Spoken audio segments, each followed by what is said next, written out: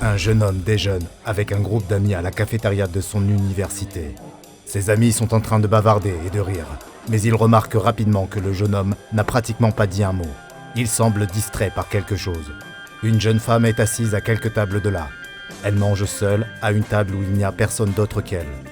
Alors qu'il la regarde fixement, l'un des amis du jeune homme se penche vers lui et lui dit de se ressaisir, que la jeune femme qu'il regarde est bizarre et qu'il ferait mieux de la laisser tranquille. Le jeune homme ne pense pas qu'elle soit bizarre. En fait, il la trouve jolie. De plus, il l'a vue dans l'une de ses classes, et elle n'avait pas l'air bizarre, juste timide. Les amis du jeune homme le regardent se lever de table et aller s'asseoir en face de la jeune femme. Celle-ci semble surprise lorsqu'il lui dit « Salut !» comme si elle ne savait pas quoi répondre.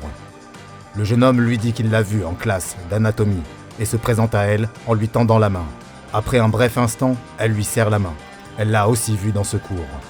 Tous deux entament une conversation, le genre de première conversation un peu gênante que l'on a avec quelqu'un que l'on aime bien. Ils parlent un peu de leur cours. Ils le trouvent tous les deux très difficile.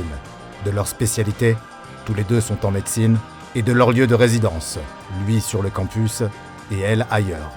Le jeune homme doit se rendre en cours, mais avant il lui demande si elle aimerait qu'ils étudient ensemble un jour. Elle semble hésiter, mais elle est finalement d'accord pour qu'au moins ils s'échangent leur numéro de téléphone.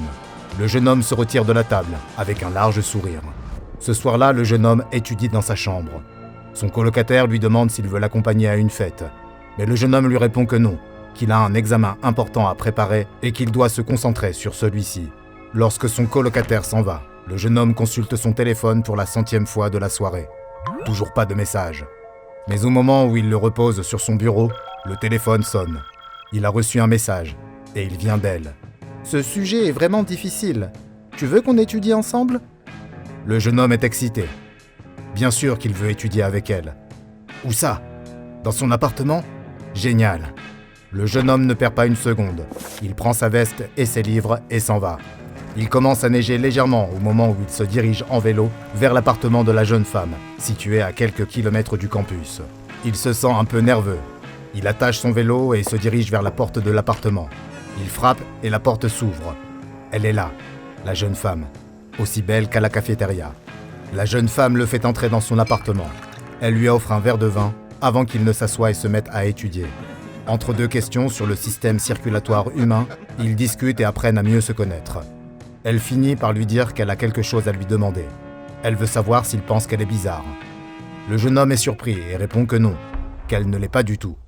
Elle lui dit qu'elle sait que cela peut paraître stupide, mais que lorsqu'elle était plus jeune, une rumeur circulait dans son école, prétendant qu'elle était une sorcière. Elle se demandait si une personne continuait à répandre cette histoire. Le jeune homme n'avait jamais rien entendu de tel, mais il voulait savoir pourquoi quelqu'un pouvait penser cela d'elle. « Parce que tu fais des choses stupides quand tu es enfant », lui répondit-elle. « Tu lis quelque chose sur un rituel dans un vieux livre, et tu l'essaies, juste pour t'amuser. Bien sûr, il ne se passe rien, mais ne dis à personne que tu as essayé, ou tu le regretteras. » Il regarde dehors et la neige a sérieusement commencé à tomber. Il se fait tard aussi. Veut-il passer la nuit ici ? Le jeune homme en serait ravi. Le retour en vélo jusqu'au campus sera beaucoup plus facile au réveil. Elle lui dit d'attendre 1 minute et va dans sa chambre. Le jeune homme est nerveux. Il n'a jamais été dans ce genre de situation auparavant. Il n'a jamais eu de petite amie, ni même embrassé une fille auparavant. Ce soir pourrait être le soir. La porte de la chambre s'ouvre et la jeune femme en sort, avec des couvertures et des oreillers pour le sofa. Elle lui dit de se mettre à l'aise et qu'elle le retrouvera le lendemain matin. Le jeune homme est déçu, mais qu'est-ce qu'il espérait ? Elle voulait juste quelqu'un avec qui étudier. C'était stupide de sa part de penser qu'elle pourrait être séduite par lui juste parce qu'il avait le béguin pour elle. Mais peut-être deviendront-ils de très bons amis. Le jeune homme s'allonge sur le canapé et regarde la neige tomber dehors. C'est tellement paisible et calme ici, contrairement au dortoir où il y a toujours quelqu'un qui fait du bruit. Il regarde les flocons de neige défiler. Ses paupières deviennent de plus en plus lourdes et il finit par s'endormir. Qu'est-ce que c'était ? Le jeune homme se lève en sursaut. Il aurait juré avoir entendu quelque chose. Il écoute, mais à présent tout est calme. Il se recouche et ferme les yeux. Ce devait être un rêve. Non, voilà que ça recommence. Un bruit sec, puis d'autres sons, des claquements et des coups, comme si de la viande humide était écrasée et déchiquetée. Que se passe-t-il ? Le jeune homme se lève et regarde autour de lui. On dirait que ça vient de la chambre de la jeune fille. La porte est pourtant fermée et il ne semble pas y avoir de lumière allumée. Mais les bruits continuent. Le jeune homme ne sait pas ce qui se passe là-dedans, mais il se sent extrêmement nerveux. Il fait un pas vers la porte et les bruits s'arrêtent. Que doit-il faire ? Sera-t-elle fâchée s'il frappe ? Mais si quelque chose est en train de se passer là-dedans, et si elle avait besoin de son aide, il doit courir le risque. Il doit vérifier que tout va bien. Le jeune homme frappe légèrement à la porte. Pas de réponse. Il frappe un peu plus fort. « Bonjour ? Tout va bien ?» Toujours rien.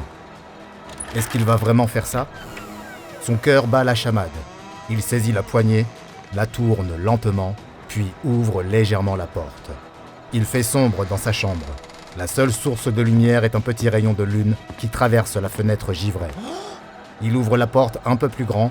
« J'espère que je peux entrer, » dit-il. « J'ai entendu quelque chose et... » Le jeune homme se fige de peur. Allongé dans le lit, éclairé par la lune, se trouve la fille. Mais pas en entier. Il n'y a que son corps. Sa tête a été arrachée. Hélas, cet étudiant ne sera pas parvenu à progresser dans son cours d'anatomie, car même quelque chose d'aussi banal qu'une séance de révision peut vite tourner mal quand votre binôme est l'étrange et dangereuse créature que beaucoup appellent le Pennan galant, mais que la fondation SCP connaît mieux sous le nom de SCP-1060. SCP-1060 est la désignation donnée à une femme, corps et tête inclus, répondant au nom d'Adila. Lors d'entretiens avec le sujet, elle a déclaré avoir 22 ans et parler couramment la langue malaise, et posséder quelques notions en anglais malais, qui est une variante de l'anglais qui combine, sans surprise, des éléments de l'anglais britannique et du malais. Le sujet a déclaré aux enquêteurs qu'elle avait reçu une formation d'infirmière en obstétrique, également connue sous le nom de sage-femme. Il semblerait à première vue que le SCP-1060 soit une jeune femme tout à fait normale, et c'est vrai, mais seulement pendant la journée.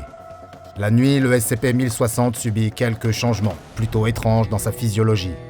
Le soir, environ 80 minutes après que le SCP-1060 se soit endormi, sa tête et certains de ses organes internes, dont son cœur, ses poumons, son foie et la plupart de son système digestif, se détachent complètement du reste de son corps. Cela se produit au cours d'un mouvement brusque qui entraîne le détachement de la tête et des organes du corps, laissant un grand trou béant au niveau du cou du sujet. La tête et les organes désormais détachés se mettent à léviter, selon un mécanisme qui reste encore à expliquer par les chercheurs de la Fondation SCP. Ils se mettent à flotter dans la pièce où ils se trouvent, et en même temps, d'autres changements physiques se produisent. La langue du sujet atteint une taille d'environ 22 cm de long, et se met à frétiller comme celle d'un serpent. Les canines du sujet augmentent également en taille, et deviennent plus acérées, et le reste du corps demeure dans la même position que lorsque la tête s'est détachée. En présence de nourriture, le SCP-1060 se sert de ses intestins suspendus comme d'une sorte de membre préhensile. Il porte la nourriture avec ses entrailles jusqu'à sa bouche où il la déchire avec ses dents acérées comme des rasoirs. Une fois qu'elle a fini de se nourrir, la tête plonge ses organes apparents dans un bain de vinaigre. Le vinaigre a un effet immédiat sur les organes, puisque ceux-ci rétrécissent de telle sorte qu'ils puissent se glisser dans l'orifice du cou. La tête se reconnecte alors au reste du corps. La langue et les dents reprennent leur taille normale et rien n'indique que la tête de ce corps flottait de son propre chef quelques instants auparavant. Le SCP-1060 prétend n'avoir aucune connaissance de ce qui se passe et insiste sur le fait qu'elle dort tout à fait correctement. Le fait qu'elle ne soit pas du tout consciente de son état l'a amenée à réclamer avec insistance que la Fondation la libère de son confinement et à demander fréquemment qu'on lui permette de contacter les membres de sa famille. Jusqu'à présent, ces deux demandes ont été refusées.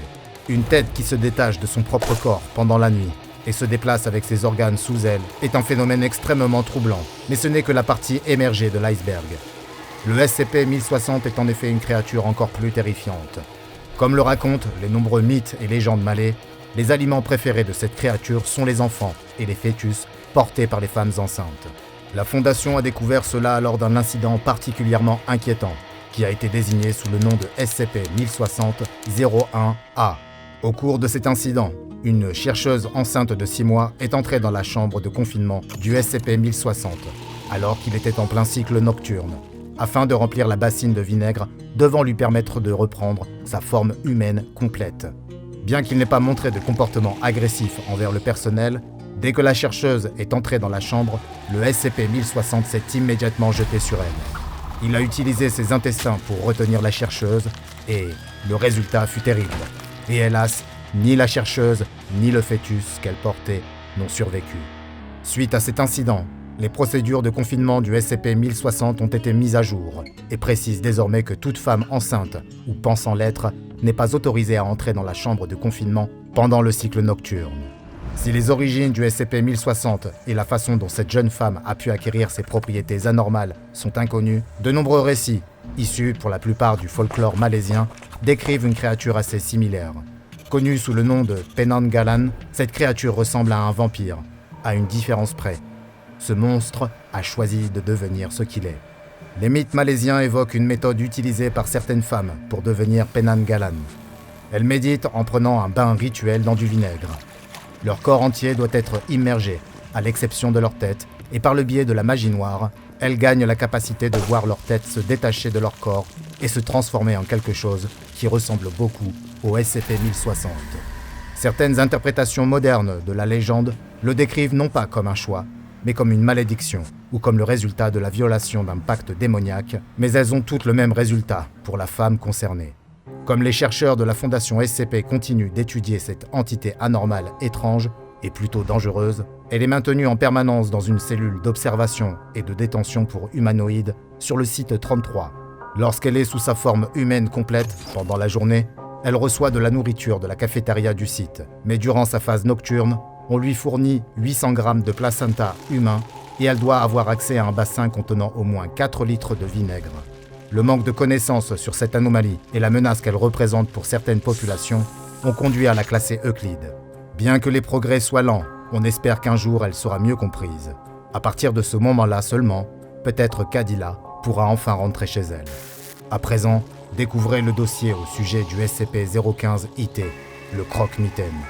Une autre anomalie que vous pourrez trouver à plaindre et même craindre. Et n'oubliez pas de vous abonner et d'activer les notifications afin de ne pas manquer une seule anomalie, puisque nous explorons toujours plus en profondeur les archives classifiées de la Fondation SCP.